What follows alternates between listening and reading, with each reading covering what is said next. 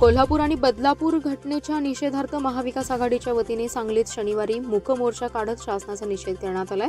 छत्रपती शिवाजी महाराज यांच्या पुतळ्यापासून डोक्याला काळ्या फिती बांधून आणि हाती काळे झेंडे घेऊन स्टेशन चौकापर्यंत मूक मोर्चा काढण्यात आला। यावेळी झालेल्या सभेत राज्य सरकार विरोधात जोरदार घोषणाबाजी करून मुख्यमंत्री एकनाथ शिंदे, गृहमंत्री देवेंद्र फडणवीस यांच्या राजीनाम्याची मागणी केली आहे। कोल्हापुरातील मुलीची हत्या करणारे आणि बदलापूर येथील घटनेतील आरोपींना फाशीची शिक्षा देण्यासह निष्क्रिय मुख्यमंत्री एकनाथ शिंदे, गृहमंत्री देवेंद्र फडणवीस यांनी राजीनामे द्यावेत या प्रमुख मागणीसाठी महाविकास आघाडीच्या नेतृत्वाखाली सांगलीत मूक मोर्चा काढण्यात आलाय।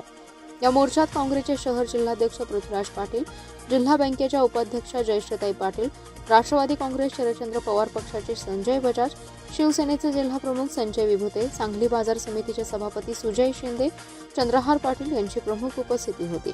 संजय विभूते म्हणाले, महिलांना न्याय मिळावा म्हणून सनदशीर बंद कायदेशीर ठरवणे हे भयानक आहे। महायुती शासनाचे हे कारस्थान हाणून पाडू। जिल्हा बँकेच्या उपाध्यक्षा जयश्रीताई पाटील म्हणाल्या, लैंगिक अत्याचाराच्या घटना निंदनीय आहेत। महिलांनी संघटित होऊन मुकाबला केला पाहिजे।